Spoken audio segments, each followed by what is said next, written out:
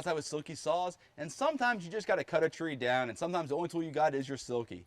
But the first thing, before we can just jump right in and start cutting, we got to know what's around us. What's the tree going to do? What can the tree hit? So we're going to look at our tree here, our dead tree, and we got a few hazards. We're right here, we have a hiking trail here, so we have a hazards of people. I've got a dead tree, so I've got a hazard at the top, potentially breaking out on me. Part of the hazards that we look at is when I start felling this tree, where am I going to go to get away from the tree? So I want to make sure I have a clear path. I don't have a bunch of trip hazards in my way. There's not a ditch. Once I've assessed my hazards though, now we're going to start looking at assessing our lean. And the easiest way you can do that actually is with your Silky saw. So take your Silky out of the scabbard. You're going to take the blade right where it meets the handle, and you're going to put it into the crook of your thumb there. So the blade faces away from you, and the handle sitting down below. And what this creates is it creates a plumb bob, meaning this is going to plumb itself up to straight comparatively to the environment around it. And then I'm going to walk backwards, and I'm going to hold it up, keep my arm straight, and let the plumb bob get straight. And I'm actually going to look down the blade and look at the tree behind it, just like I'm sighting a gun. And here I'm actually looking for equal amount of wood on both sides of my blade. If I've got more wood on one side versus the other, then I know the tree has a lean. I would then repeat that process 9 degrees the other direction, and then 9 degrees the other direction, and then 9 degrees the other direction. And that's going to help me establish forward, back, and side to side lean. All things that come important when building our notch. Depending on the type of lean, would change the type of notch we do. The other thing we want to worry about though is we want to worry about how tall the tree is. And for that, our Silky is not going to work.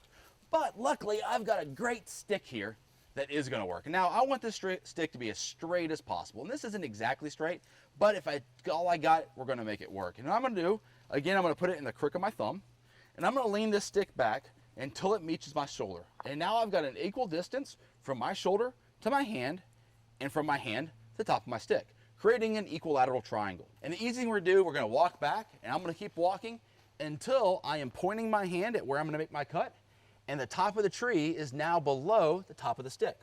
Once I've done that, I can place the stick there, and that tells me where that tree is going to land when I fell it. Now we want to look at what kind of notch we're going to do.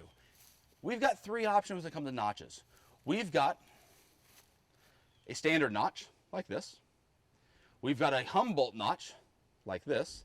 And then we've got a big open face or a Pac-Man notch. So when we're looking at our notches, we have to think of notches just like we would a hinge of a door inside your house. That hinge is our control mechanism. So we want that hinge to close all the way down until the tree's on the ground, and you still want to have some hinge that's open. So that's why I always encourage people, when you're choosing your hinges, you may want to choose a conventional hinge. If you do, don't do a small conventional hinge because it's going to close and break. Do a big conventional hinge. So we're going to notch on the front of this piece of wood this way. Now the other thing I hear a lot of times is your back cut.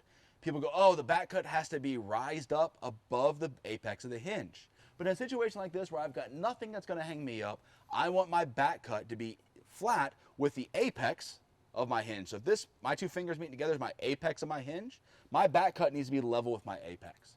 If I go above or below that, it's going to change the way my hinge works. So to do this, we're going to do this in 4 cut methods, okay? And this is going to seem a little counterintuitive, but we don't start with our diagonal cut this way.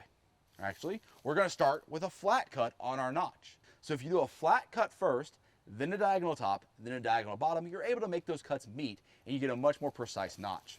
This has been Travis, Outside with Silky Saws. See you next time.